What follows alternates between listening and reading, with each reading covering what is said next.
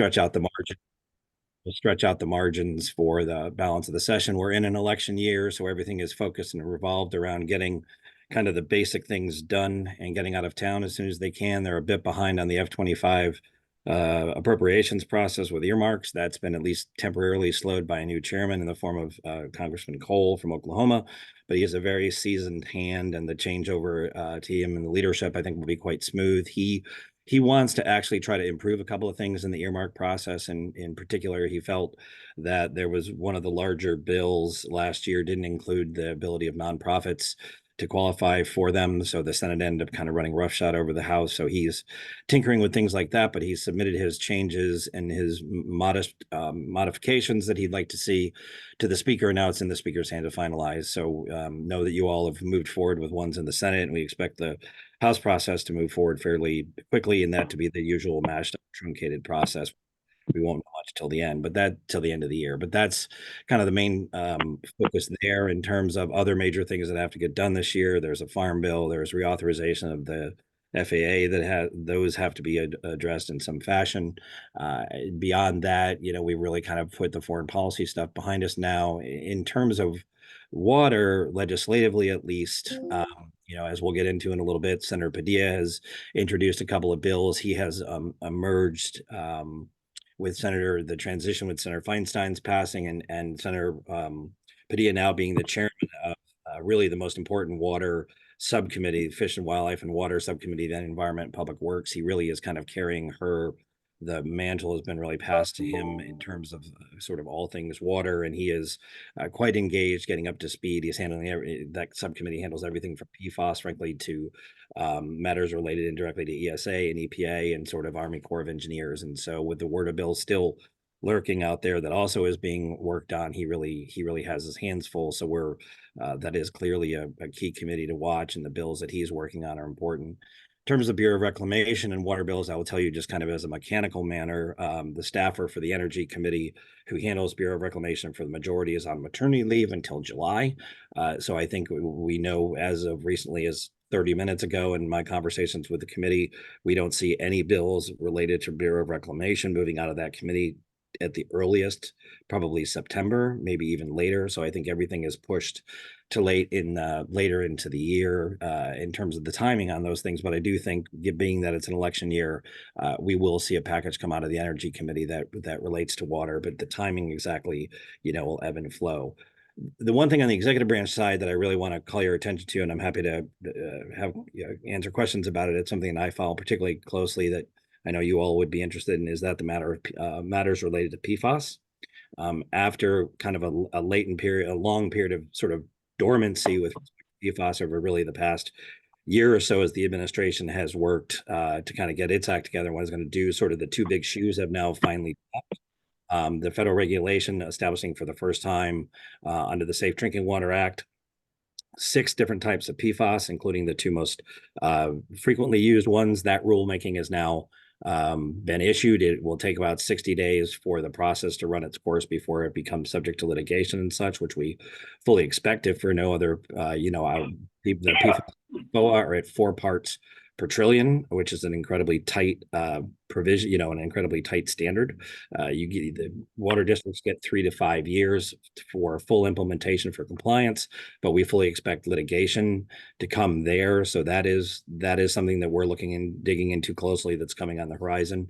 The other big one after a long time waiting has now been the PFAS PFOA designations under CERCLA, under Superfund, the passive receivers conversation, which I'm sure you all are quite familiar about, where there'd be an exemption for wastewater and all manner of water facilities, was not as determined. It was determined by EPA that they did not have the statutory latitude to grant those exemptions. So what they've done is established a compliance kind of memo that runs as a sidecar that essentially is going to take a series of steps as set up criteria, for example, under circumstances where water treatment facilities and water facilities in general would essentially not be pursued as part of litigation. There are a variety of other things laid out in the memo. The upshot is that EPA's view is, if there's litigation and you're not part of that litigation, that you should stay outside of that litigation, and they are going to ask as a key criteria of settling those litigation lawsuits that passive receivers not be pursued if they don't have a reason. So there, that is the downside to that is it's only as good as the guy sitting in the chair that signed that memo. Therefore, that has spurred some activity in the Environment and Public Works Committee and in the Senate and in the House to potentially move legislation that would stipulate an exemption for passive receivers from the CERCLA litigation. There's lots of conversations going on behind the scenes.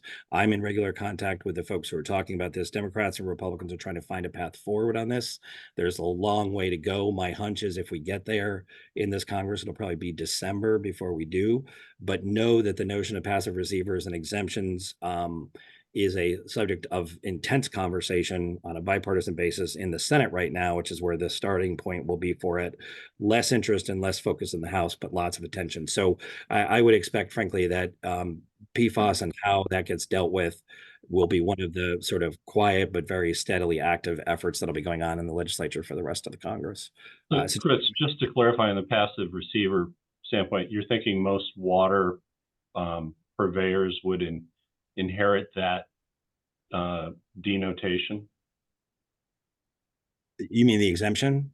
Yeah. It's a great yeah, go ahead. Yeah, it's a great question. There was a hearing on March 20th, which if you're really bored someday, you might want to take a peek at. It was about 2.5 hours or so, and the entire focus of the Senate Environment and Public Works hearing, it was full committee. It was the chairman and the ranking member moving in the same direction. The entire purpose of that hearing was this very question, the question of passive receiver exemptions, and they had an environmental representative, an environmental group.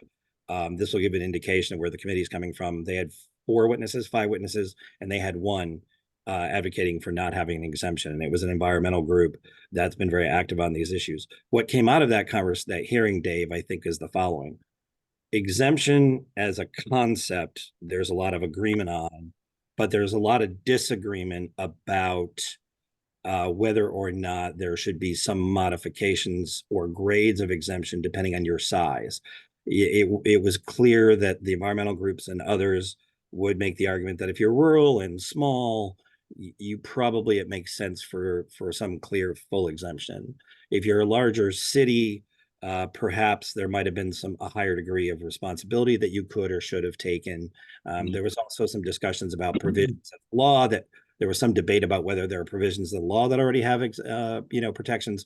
So the starting point of all the national trade organizations and regional state organizations and National Association of Clean Water Agencies and all the rest of the organizations you're familiar with, starting position is it should be across the board 100% exemption for wastewater water treatment facilities, because it's through no fault of our own that these items have come into our system. My hunch is part of the reason Democrats and Republicans are sort of trying to still discuss this is because environmental groups are pushing Democrats very hard not to have it be a blank check sort of exemption. My strong hunch is that's what they're trying to figure out. Okay, so without belaboring it much further, for the benefit of my board members, so Chris referred to CERCLA, which is the hazardous waste cradle to grave legislation passed 30 plus years ago, I think, at this point. But what it does is it says if you become an owner of the hazardous material at any point along its life cycle, or if you buy a company that owned it and it's sitting in storage or in landfill or what have you, that you become another member of you become a liable party. And so in our case, in terms of wastewater, we're highly confident that Pure Water Monterey filters out most, if not all, PFAS because of the reverse osmosis kind of end game part of the treatment train. But if it doesn't, we buy the water and then we turn and sell the water, and then we keep some water for ourselves. So we would be becoming a member of that, the chain of ownership, if you will. And so that's one reason we want to pay attention to this. The second reason, of course, is every water provider is also going to be scrutinized in the same light. And, we're working on the acquisition of Cal-Am. So we're going to have to pay attention to these. The best case would be an exemption for just, as Chris pointed out, being a passive recipient. But anyway, it's important enough to follow. Thanks, Chris. Sure thing.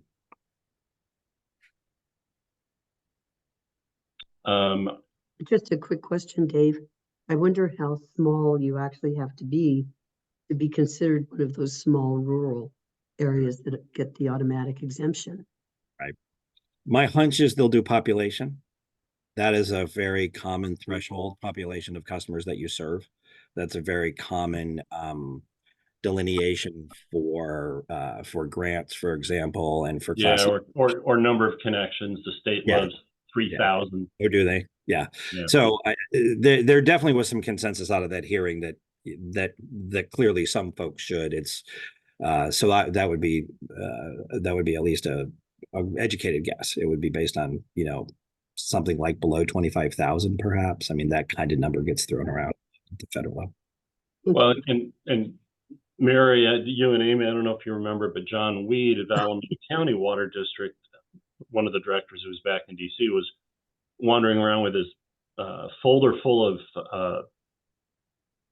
strange ideas or strange reports. But one of the ones he had was how wastewater plants are, there's a treatment style that actually exacerbates PFAS in the treatment.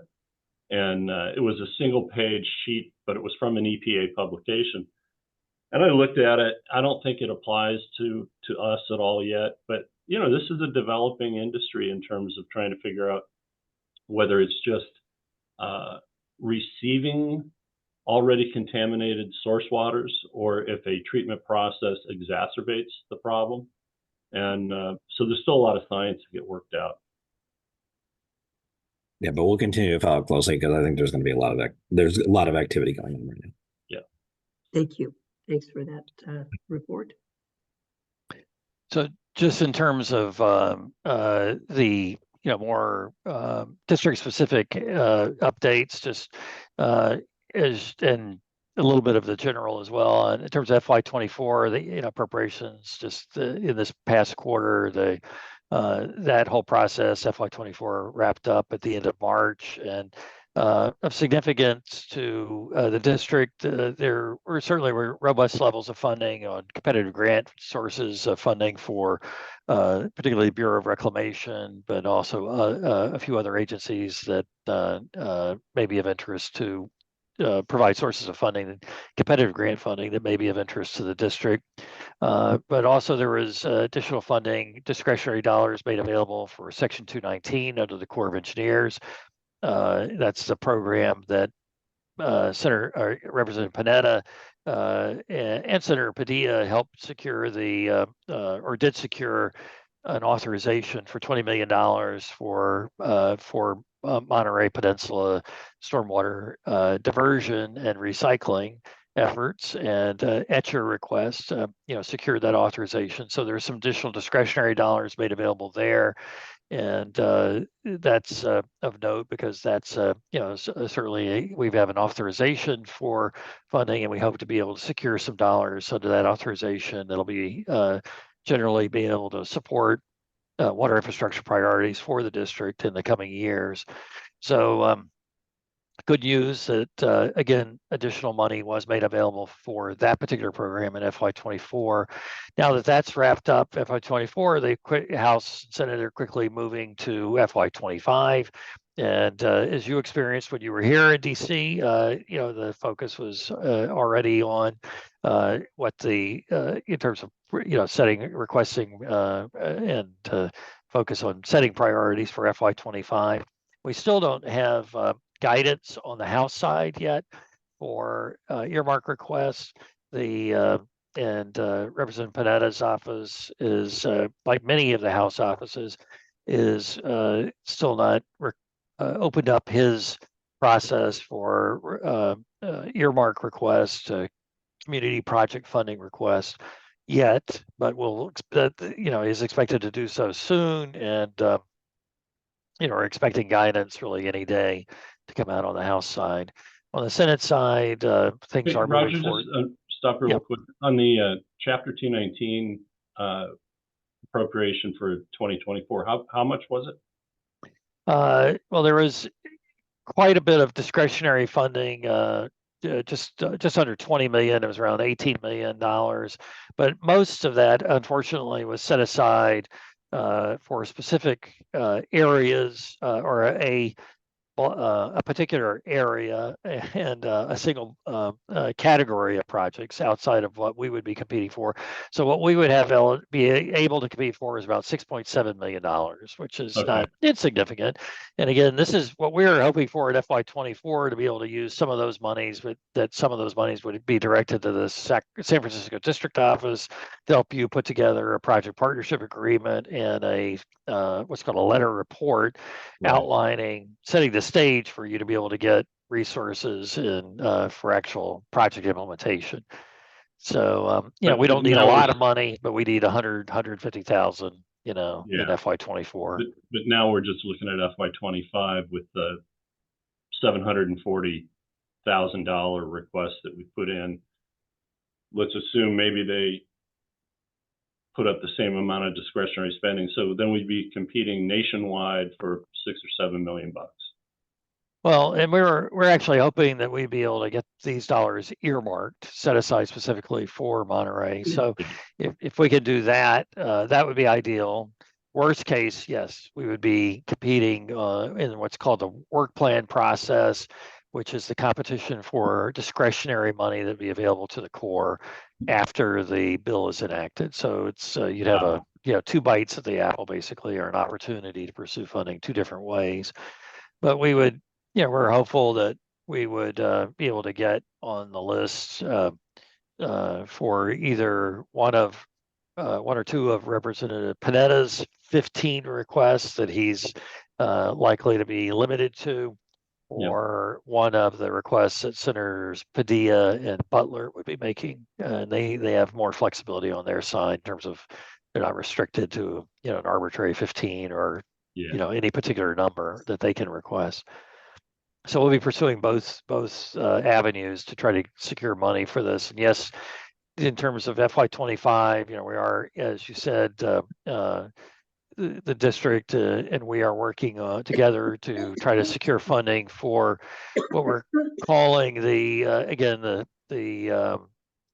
begin the process of exercising that authority that Representative Panetta secured in calendar year 2022 for the Monterey Peninsula Stormwater Diversion Recycling Project. And we've got a couple of projects. Dave's, district's identified a couple of projects that can be executed there, and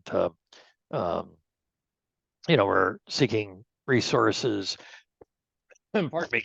About $650,000 of federal funding to support that effort, those two efforts. And then we've got a request for $3.2 million. The district's making a request for $3.2 million under Environmental Protection Agency State and Tribal Assistance Grants Program for Seaside Municipal Well Water Security Project. And basically, that's a water well, just a replacement project, provide some backup potable water supply for that community.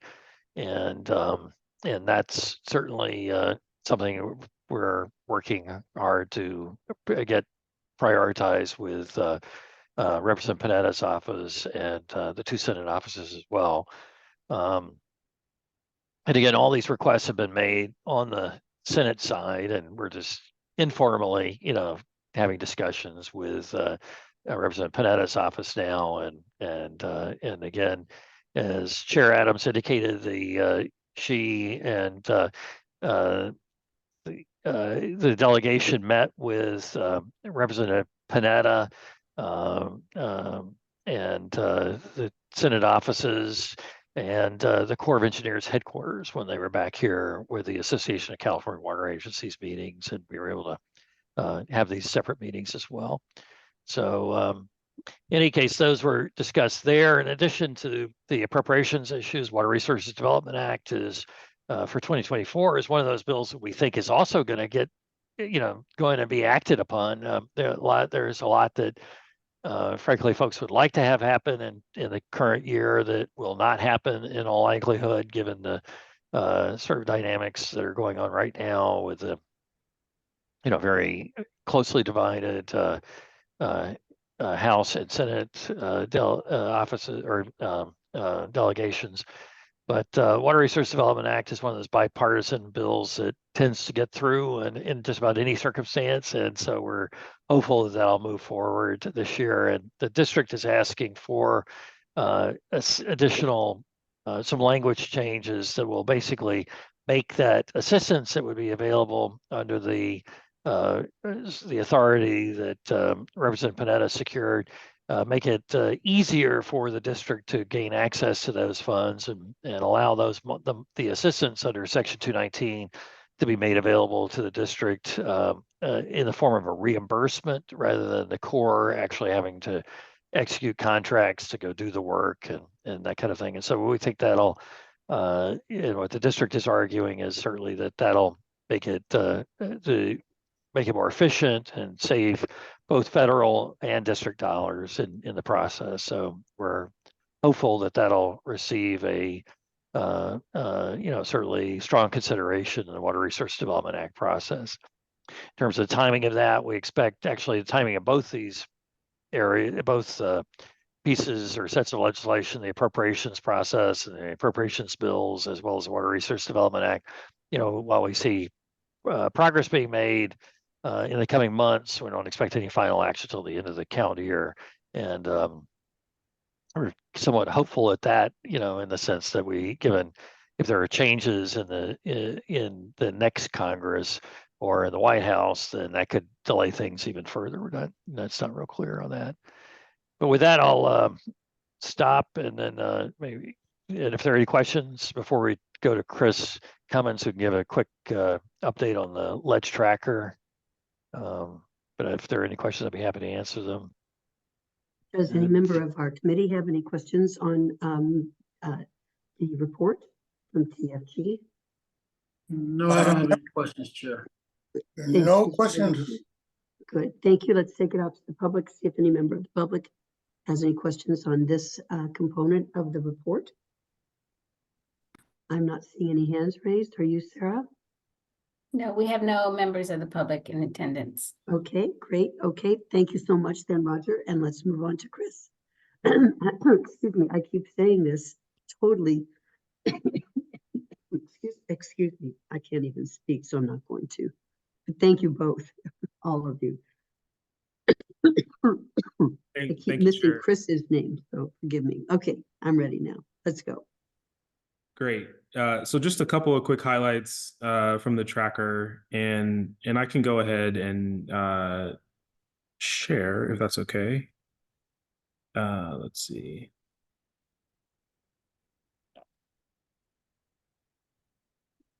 All right, so a couple of quick highlights from the tracker. On page 6, there's the Stream Act light bill.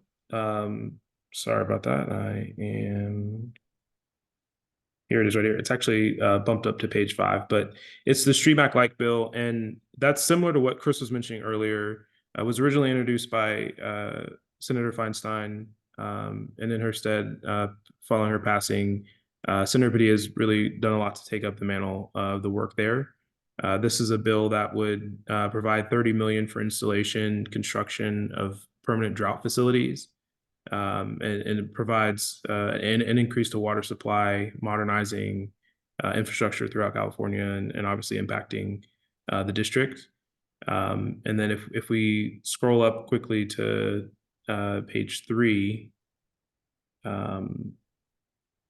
the Water for California by Congressman Valadao is a long-term water supply or supplemental of easing restrictions. It's something that will naturally go through conference and need to have a few different tweaks, but was in play during the appropriations back and forth, and is something that will still be relevant as Congress steps into the next cycle of FY25. And I want to call to your attention a couple of bills that didn't make this cycle because they got added in to Congress a day before we circulated the report. But that's the Drought Resilient Infrastructure Act, and that's by Senator Kelly and Senator Padilla. And also it has its companion bill in the House. And this legislation would allow for the Army Corps to provide resources and authorities to support communities experiencing long-term droughts. Specifically, it would boost core facilities currently in place that prioritize conservation efforts. And another critical part of this is that there's an increase of funding for current programs that work to increase and boost water supply within their communities. So definitely something that, if gains traction, would be an adequate and useful piece for the district. And then another bill that we'll add into the next tracker is the Future of Water Act, and that's existing in both the House and the Senate, sponsored by Rep. Khanna in the House and Senator Warren in the Senate. And it would specifically prohibit any increases of water prices that would come from water market manipulation or any types of speculation.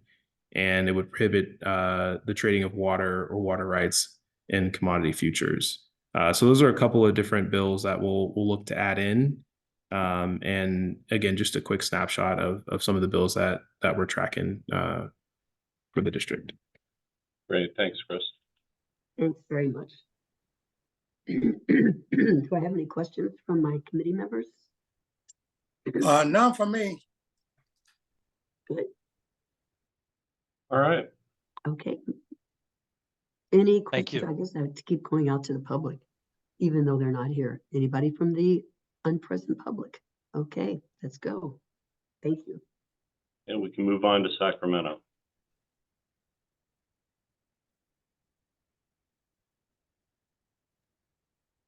Okay, you ready for us, Dave? Director Adams, we ready?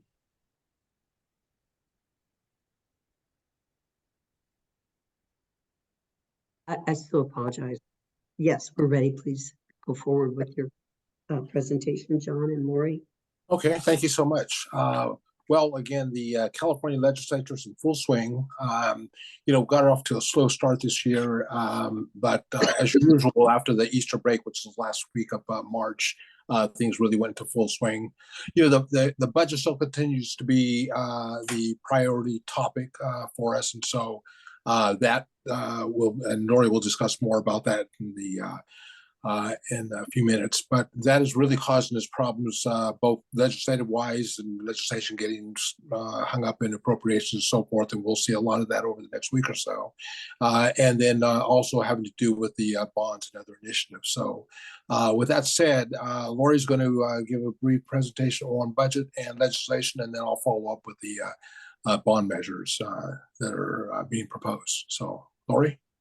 Okay, yeah, John gives me the fun stuff of the good news, or there is none, of the budget. As we reported earlier in the year, the governor released his January budget with about a $38 billion deficit. At the time reported, they were butting up against the LAO's estimation of more of about a $68 billion estimate. And according to before April, we are 5.6 billion below what Newsom projected for the current fiscal year. So now this 38 billion has jumped up, and now the LAO is hovering above $73 billion. Despite that disparity and disagreements, 38 billion plus is an incredibly large deficit, even with our reserves and our new budget funding tools. So the legislative leadership with Speaker Rivas and Pro Tem McGuire, the governor, settled on a current year $17 billion reduction to try to trim some of this before the projections coming out this month with taxes and the May revision. A lot of this is predicated on what he did in this year's budget, which is defer, delay, reduce, and borrow. So there's 3.6 billion in reductions from some of the climate programs, which the environmentalists are up in arms over. But again, these are multi-year budget commitments that the governor has done over the years, as well as broadband and delaying the housing foreclosure program. We have 3.1 billion delaying fundings for transit and interrail capital program. We have borrowing from the managed care organization. This is a long-time tax that the healthcare managed care programs have been putting on themselves. It totals around $3.9 billion. They are expediting that. Then we have fund shifts from the greenhouse gas reduction fund, the rebate program, retirement contributions, et cetera. And then we have deferrals for the statewide payroll and UC and CSU. And just to kind of show you of just the little tricks they do just to make our budget even out on paper, is that they're not going to be paying state workers or the UCs or the CSUs on June 30th, but they're going to delay it to the 1st. So just with that one day, it shows it's a $2.1 billion savings.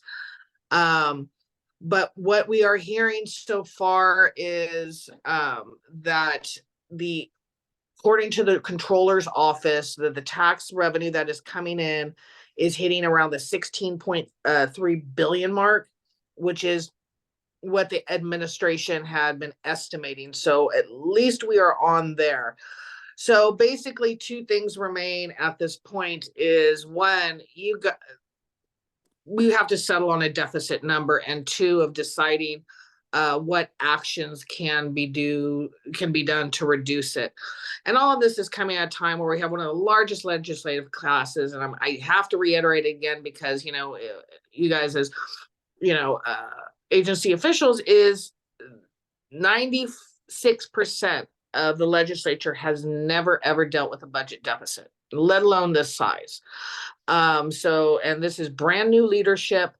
So it is really like an integral moment for both the Senate and the Assembly of moving through this. And also, John, before you start touching on the bond stuff, the district has weighed in on some budget issues, and one is that they signed on to the Aqua letter, basically condemning some of the infrastructure funding, and that we need to invest in the infrastructure and to support $7.85 billion bond. So we do have that advocacy out there, and John will speak more to it in a little bit. But on the budget, does anyone have any questions? Lori, I just have a question. Sure. Because people ask it all the time. What happened? What happened to suddenly this year, this huge swing? Is there like a minute-long answer that we can provide? Well, you have your 3 factors of your budget. You have your personal commercial taxes, and then you have your capital gains. Why we were doing so well during COVID is, 1, no one could move. And so what did people do? They redid their houses, and how they pay for their houses. They took money out of their retirement or stocks. So we had an influx of capital gains, and we had a lot of influx of federal funds. And people were still paying their taxes because even though they were unemployed, they were still getting unemployment plus. So we were flush with money, and no fault on the administration. Newsom was very clear that this was not when we use the money, it was not for ongoing funding. And most of it was for one-time funding. And this is unlike the Gray Davis years where we had the dot-com booms and then everything just shut down, and we were left with significant ongoing funding commitments because of that one-time influx of funds. Now we're looking at inflation. We have a housing crisis out on top of a housing crisis. I'm sure we all know people that are trying to buy a house and the interest rates keep going up. I think they're well over 7.5. and people can't borrow money. Our economy is stagnant, even though our unemployment is not through the roof. All the other factors are inhibiting income. They are inhibiting what the businesses are paying, and they're inhibiting sales tax. So it's kind of like I don't want to use the word the perfect storm, but it is. And then our tourism is taking a hit because people throughout the United States and different parts of the world, they're not coming to California. So it is not only a state, a regional, a state, a national, and a global. So, we are getting really hit by it, and we are going on the cusp of a recession. So a little longer than a minute, and I know that there's no one magic rod for this, but there's not. Lori, would you also agree that we may have had a little bit of a feeding frenzy on earmarks back when there was a surplus, and so the cupboard may be a little bare because a lot of it went out in the previous? No, we love earmarks. Don't say that. But yes. And as you know, that they are going away. The budget committees on both sides said nothing, and we don't want to see anything. Yeah. So we had, I think, what, 5 good years of earmarks. Yeah, we only had 2 around here, but we're experiencing the fruit of it now because we're spending on the number 6 well of Pure Water Monterey, which was purely thrown in as a drought resilience move, and we got 4.8 in the governor's budget. So yeah, and what we're hearing, and we're kind of letting other people know, is that if your money has not been given to you yet, but it's been committed, that most likely you're not going to get it. We're going to see the state, especially with housing and homelessness, start clawing back those funds. Do you see us in any problem with that, Dave? No, we signed an agreement. So as long as you've got a signed funding agreement, you're okay. It's when they start slow walking getting to the final agreement that you should start to worry. But we made it in, and I think, to be honest, that Monterey One Water, they didn't have an earmark, but they had a state revolving fund grant, and that one made it at the last second as well. And now they're moving really slow on subsequent ones. I think we're in pretty good shape that way. Yes. Thank you for that. Thanks for that additional information, Lori. Oh, you're very welcome. Are there any other questions on the budget? Nope, no members of the public seem to be racing forward, so I think you can move forward. Okay, so the legislative update. Kind of piggybacking on what John said, the budget is the main focus. However, we still have to grapple with 2,600 bills that were introduced this year on top of the 2-year bills that are moving through from last year. And so with your packet, you have your legislative track, and Dave and I went through some of the bills and kind of cross-referencing of what we wanted to make you guys aware of at this point, and they are forever changing. Again, we're moving very slow. There's lots of amendments and a lot of moving parts, but there are several that we just kind of wanted one to get positions on, and one, and on the other's breath, to just let you know, kind of, there you have some regional water bills out there, meaning from your representatives. So the first one is going to be AB 2257 from Assemblywoman Wilson. And this basically establishes a procedure whereby a ratepayer must exhaust all administrative remedies to contest a new or increased fee assessment in order for that ratepayer to be eligible to bring a lawsuit contesting the fee or assessment. This is Aqua sponsored. They have requested all of the water agencies and member agencies to come on support. And at this time, we are recommending a support position by the district. The second bill is AB 2302 by Assemblywoman Addis, which clarifies the number of meetings that a member of a legislative body may attend remotely pursuant to the Brown Act's teleconferencing requirements that were modified in 2022. This is the City of Pismo Beach as the sponsor. Both Aqua and the Municipal Utilities Association are in support, and we are recommending a support position. And I just want to clarify, we don't really care much about this legislation other than it is our assembly member. So Yes.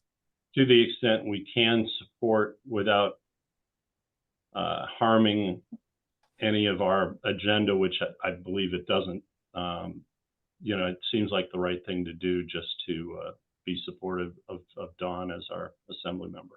Lori, do you know whether CSAC has taken a position on 2302? At this time, no. They have not taken a position, nor has the League of Cities. Okay. You know, it kind of goes again of things are moving very slowly. And even though we're, you know, in April, there were a lot of bills and a lot of local government bills.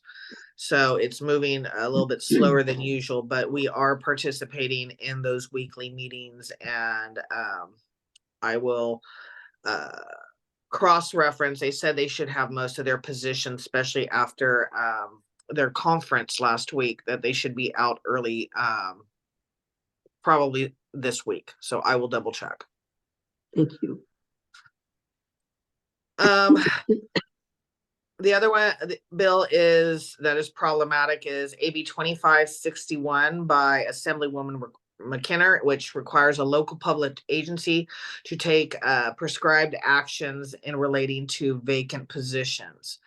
Now, generally, the opponents are comprised of counties. Yes, CSAC and the cities are opposed on this one. Public utilities, local agency representatives, and they basically are saying that the current sizable vacancy rates, you know, not only in the public sector and locative, is more acute in some services, and that there are varying reasons, you know, for not being able to get new recruits. There's dwindling pipelines, there's certain specialty positions, there's an aging workforce, and there's also competition with the private sector. And that essentially this is an unfunded mandate on public agencies that will not solve the problem and will most likely exacerbate it. So we are recommending an opposed position on that one. And in our case, it's because of our small size. We've actually had points in time where if you have 3 vacancies, you're actually beyond 10% of our general unit. And, you know, being compelled to act quickly to fill all the vacant positions, sometimes it's just simply undoable simultaneously. And to Lori's point, we've had difficulties, all the water agencies, frankly, have had difficulties time to time finding engineering labor. And so it just doesn't work that way. It's not, you can't just legislate a panacea that says if you're down by 10% or more, you got to come up with a plan, you know, immediately on how you're going to fill all the vacant positions. Yeah. So, okay. And I would say we probably go through that exceeding the 10% mark kind of on a cyclic basis, but it's probably once every few years. So anyway, so will we be bringing these, making a recommendation from this committee to take these positions and bring them back to the board for concurrence and then send letters of support or opposition? Yeah, I think when we modified or severely edited our legislative policy, there's greater delegation for the committee to make those decisions on its own, or for the district staff, meaning me, to follow if it's one of our, so if Aqua supports it, if CMUA supports it, water reuse supports it, that makes it easier in between meetings. But I think what I would do on all of these is basically excerpt Lori's report here and say, these are positions we want to take, so that if the opportunity to either support or oppose, unless amended, shows up, then we can do those letters. So yes, I would take these and put them in a staff note to the board and just, ask them to approve. All the other legislation in the trackers is just watch for now. Yeah. And then what about this next one? Yes, SB 1188 by our Senator Laird. It requires the state water board to develop and adopt standards relating to the TMF capacity at public water systems with fewer than 10,000 service connections. Now, Aqua has not yet taken a position, but CMUA is opposed. We are recommending no position, as he is our senator. But again, we wanted, because this falls, in our purview, one of education, to let you know that he's doing it and it's out there. But yes, no, we do not want to oppose our local senator's bill. No. And I don't think we really worry, because the number of connections is below our local number by a lot. So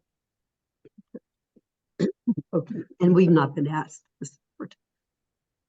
No, not at this time. Next bill is SB 1210 by a Senator Skinner. It requires utilities to post specified information on the connection fees and capacity charges they charge for new housing construction on their website, and allow applicants for these developments to check their status online. Aqua does oppose this, but after discussing this with Dave, we are recommending no position. And we're also still trying to figure out how it applies to us, because while we don't do connections per se, we do issue a permit that has with it a capacity charge. So, in effect, the district's capacity fee is like a connection charge, and it's basically buying into the equity of the ASR project, Pure Water Monterey project, and other prior expenditures, just like any other connection fee for a fully operational water distribution system. So it may sweep us in its definitions. As I said, we're still trying to figure that out. Yeah. And then lastly, is another Senator Laird bill, SB 1440, which requires the water board to annually report on reasonable efforts undertaken by regional water quality control boards to identify dischargers of stormwater that have not obtained coverage under appropriate stormwater permit. There is no support. There is no opposition. And he said it is a members driven bill. So again, this part of this is education. We are not recommending a position at this time.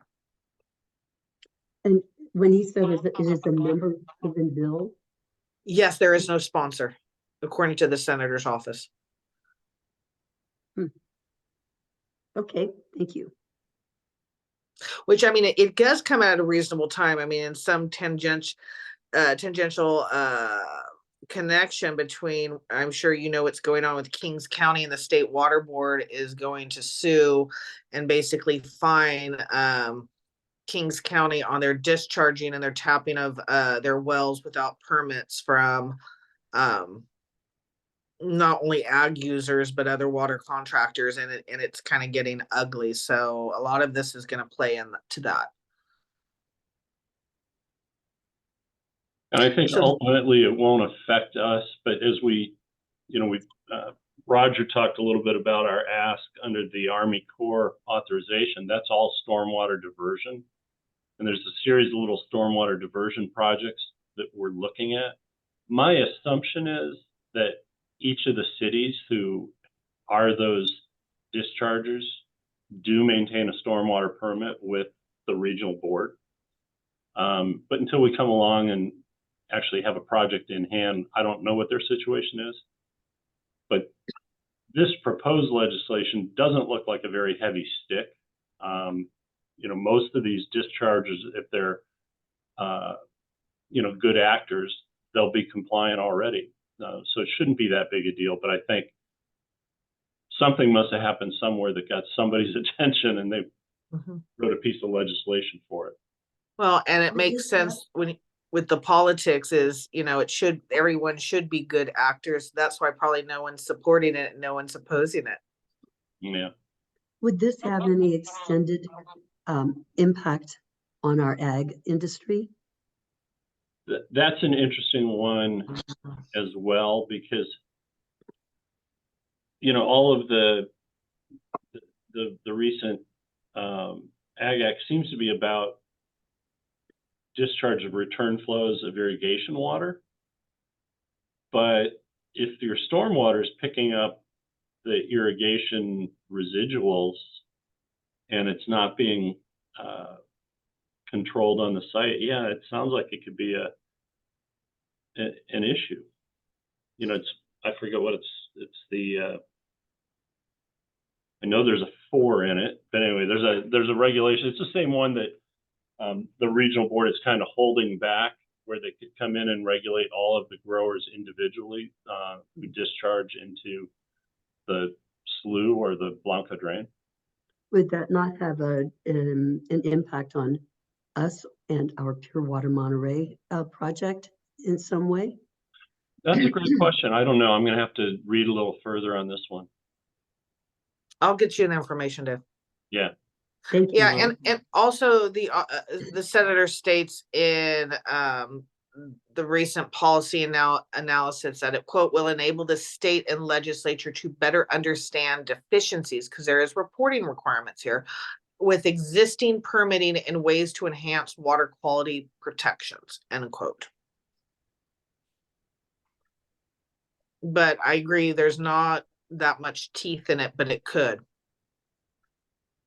Well, it's interesting that John's the one who brought it forward. And I agree with Dave. I think something happened. Yeah. Ooh, let's see if we can find out what. We will investigate.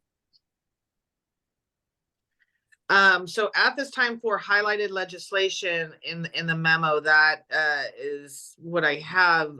Again, you also have your legislative track that we are watching these positions, we're monitoring, and also we are looking at amendments weekly and adding to your track, as well as taking off from your track. If a bill is amended from a water bill and it's now an adult day health center bill, we remove all that stuff. So again, this is a moving and flexible process that we do go through, and we'll try to keep you abreast on all the major water legislation, and especially from your local legislators.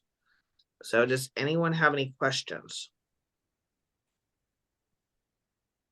I see none from my committee members. Okay. Nor the raging public. So I think we're set to go on. All right, John, it's Thank you. you very much for Okay. that report, Lori. Thank you. Thank you, Lori. That was well done. John, before you get started, I did just want to remind the directors that we did have a draft of special legislation to help us with our LAFCO situation that originally got what appeared to be green light approval through Senator Laird's office. But as soon as LAFCO filed the appeal, they pulled that legislation, even though the appeal has nothing to do with the outcome of the legislation. I think they mistakenly thought that the appeal could resolve what we were trying to resolve legislatively, and they typically don't like to do those things.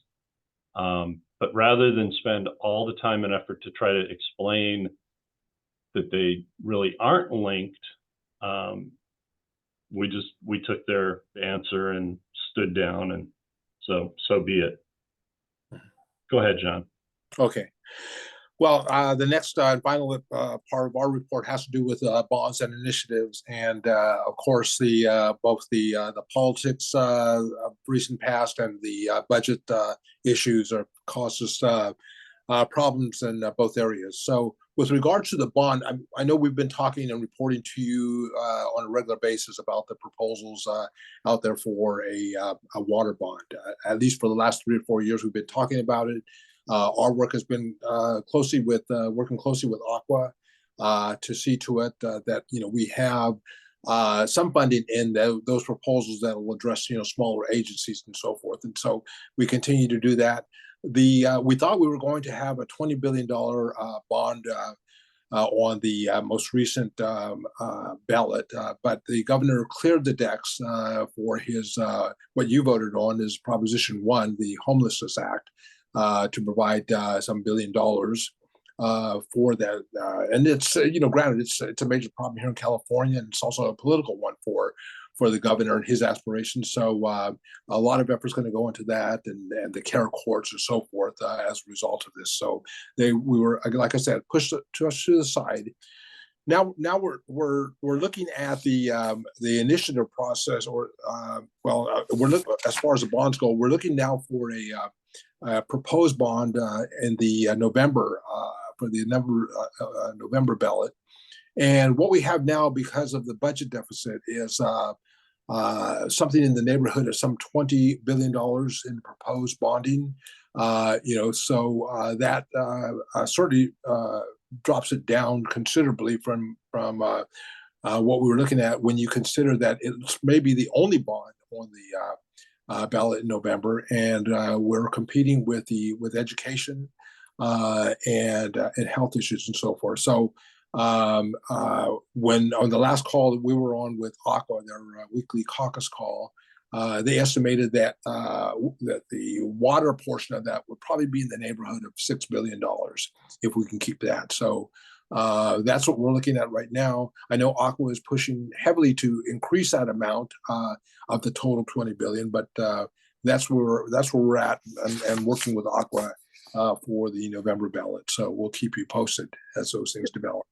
John, Any what is questions? the deadline for making any changes to those bonds? I believe it's June. It's usually June. I mean, they have gone as late as August with some rule waivers and so forth, but usually they try to have this wrapped up by June before the recess. Okay, thank you. Okay. The next item has to do with with this initiative that many of you, particularly from local government, have been hearing of on a regular basis, because it affects local government very directly. And this is one that's being proposed by the California Roundtable. Usually every year or every election year, we have either the California Roundtable or the Chamber of Commerce putting something that would improve business here in California. Well, this one has to do with the, I believe 1935 was the number for the measure. It's actually titled let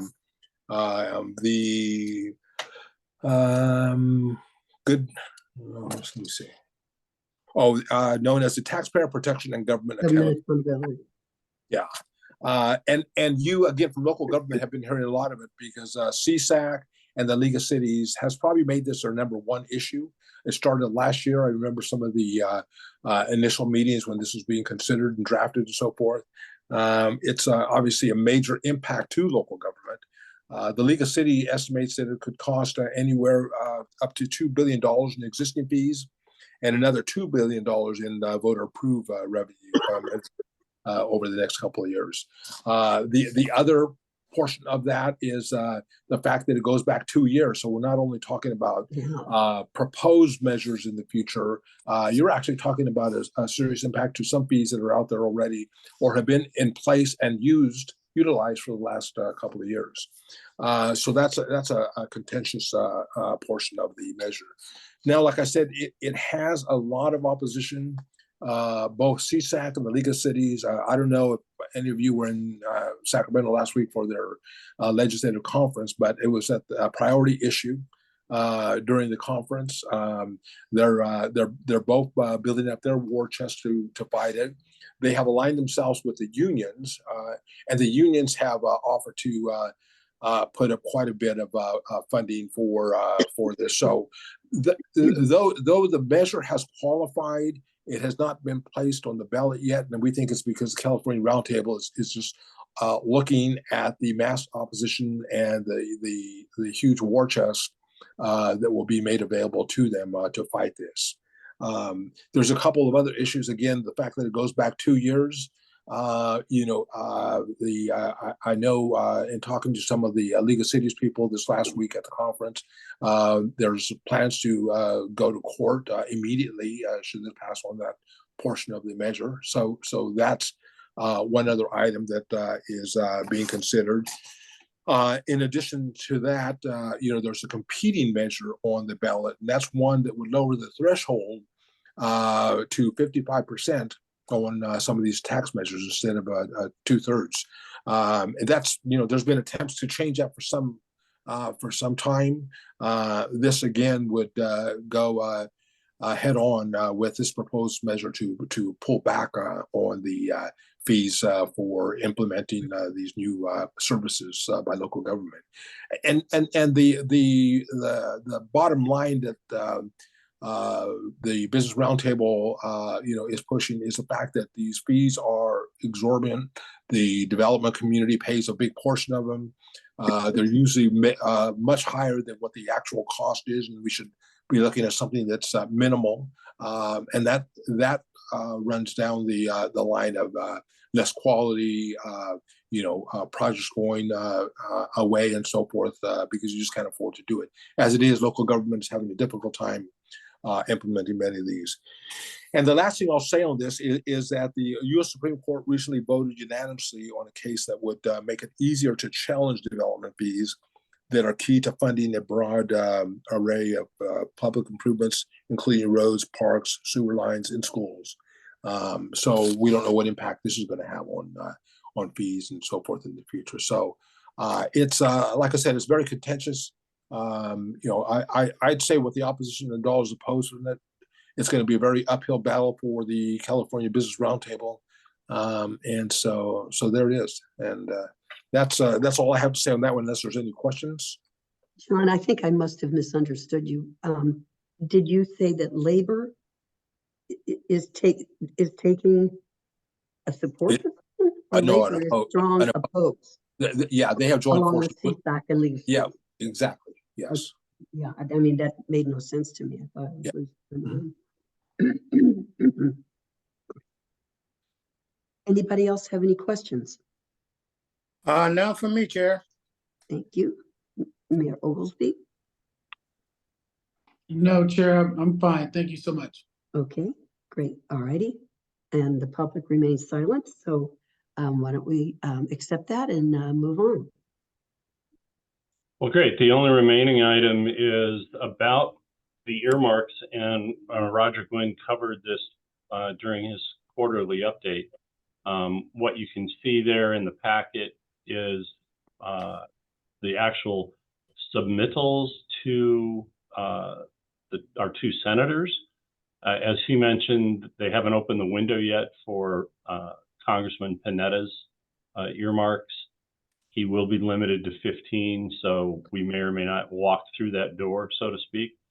But when we met in DC, we did highlight, I think, primarily the replacement well for Seaside, but also the stormwater diversion or recycling projects. So we'll see where that leads, but I think this has already been pretty well covered by Roger, but it's there for you to see kind of how the actual letters of support that got written and so forth. Should be noted, especially since the mayor is on our committee here, the idea for Seaside would be we would secure the funding and just enter a sub-grantee agreement so that the city of Seaside would maintain control over the design and construction and use of the money. That's it for today. Dave, anything on ASR? No, we're still going. Okay.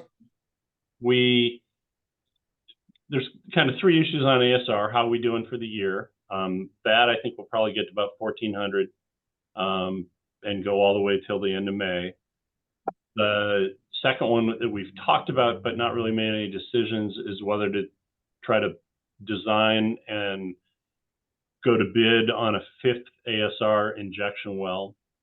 And then the other area is we've been approached by Marina Coast Water District to inject water and enter into a storage and recovery agreement. And what's interesting about that is they could use our injection facilities in the months where we can't. So that may be an opportunity there. And they've also expressed an interest in maybe partnering on a 5th ASR injection well. But we'll pick up those at the Water Supply Planning Committee. Okay. Another one is trying to get some money for storage.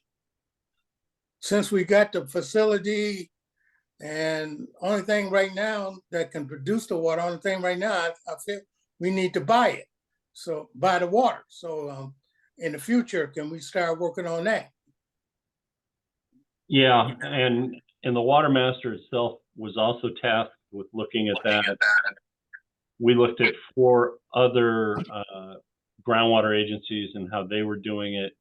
I know that you and I, and actually the committees, plural, have talked about the difficulty in getting grant monies that are multiple year appropriations. So you'd have to do a funding source, you know, either through a charge or an assessment. I think, though, what we're going to see is when Cal-Am swallows hard and realizes that the amended water purchase agreement obligates them to take all that we can produce up to 5,750 acre feet per year, that they may already be in the business of restoring groundwater levels because they won't have demand to use that water. So, you know, that's kind of a, let's finish the project and see what happens. But yeah, all good points. We'll talk about those next week, 2 weeks at Water Supply Planning. All right, thank you. Thank you, Alvin. Any other comments, Ian, anything? No, I don't have anything, Chair. Thank you. Okay, I just had one question I simply can't recall. Did we have any plans to do a legislative day in Sacramento this year? That's a great question. You know, Aqua hosts one and CSDA, the California Special Districts Association, hosts one. You know, John, if you're still on it, yeah, you may want to weigh in at how effective they are. And I know that League of Cities does a couple days, don't they, in a row? Yeah, you know, their legislative day was pretty much last week for both CSAC and but you know, there's no harm in doing you know, a visit by MPWMD to the Capitol to visit with your members. Usually that's better off in the beginning of the year. You know, right now they're with the budget going on and so forth, that may be difficult to grab their time until after they settle that, which would be sometime in June. But if you're interested, we certainly could put something together for you. Yeah, the kind of thing I could just do on my own without any question, either down here or up there. Yeah. And perhaps when things settle a bit and we have a specific asks, if I could just go ahead and do that, because I see John and regularly, and it's easy for me to see Dawn also. Yeah. Yep. And that's what I was just going to say. We don't have a very deep ask list this year. You know, the biggest one was the special legislation to deal with LAFCO, and you know, we had probably 5 meetings on that. Thought we were there. We're still struggling at getting to know what Assemblymember Addis is passionate about, and where there might be some overlap with what we do. And then, you know, well, you know, Dave, on that point, you know, she now chairs the coastal committee, and so you know and so you know, she's very much involved in you know, obviously environmental issues, but water issues and so forth along the way. So that may be worth talking to her again about that. You know, we should, John. And I've noticed too, I kind of follow the appointments on the Coastal Commission, and it doesn't look like Robert Rivas has utilized his authority yet to make any drastic changes Mhm. with his appointing capacity. But I know that Ann Nodoff was appointed through the Senate side, Mhm. and she has local ties here. And so I think, we're moving down into regulatory versus legislative, but I think some visits, it's impossible to meet with Robert unless we have a really super good reason now that he's speaker. But if there's appointees that he's made, I think we should try to get to know them and let Robert know that we're meeting with them, or at least get his blessing or something, which you can do Yeah. for us. But yeah, Do maybe you know that's, Annie, Dave? go Do you know ahead. Annie Nodoff? Not much. I really don't. I've So Dave, been on yeah, calls with her. She was involved with Land Watch for a while. I agree we should talk about that, Dave, because, for example, Roberto Donga, he was a Kevin De Leon appointee. And so when that terms up, he'll be looking for someone else. And Robert has been very good about trying to get people, locally to these various commissions. I think one of the best things he did recently was the appointing Bob Tiffany to the California Transportation Commission, who's right there from San Benito. So it's we're talking to him. I continue to meet with them on a regular basis. At least once a month. It used to be every other week, but now lately it's just been once a month or so. Yeah. And I do have an appointment with them early June. So we ought to talk about that. Yeah. And again, we've backed off a little bit because we know how busy he is, but his district still picks up a piece of the source waters for Pure Water Monterey. So we always feel like we've got a talking, at least a point of connection. So yeah, we'll follow on that. But the coastal thing with Assemblymember Addis, that's probably a good one, just to kind of pull together all of the issues with what's going on with the desal plant and social, environmental justice and some of those claims. So yeah, and that one we could just very easily do there at the district level. yeah. She has some really good staff members as She well does. locally. Yeah. All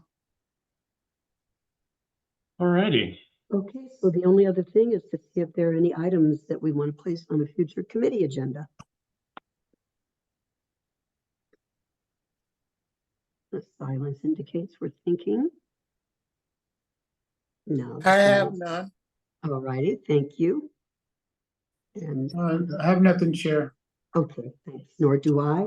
So with that, I will thank everyone very much for your terrific participation.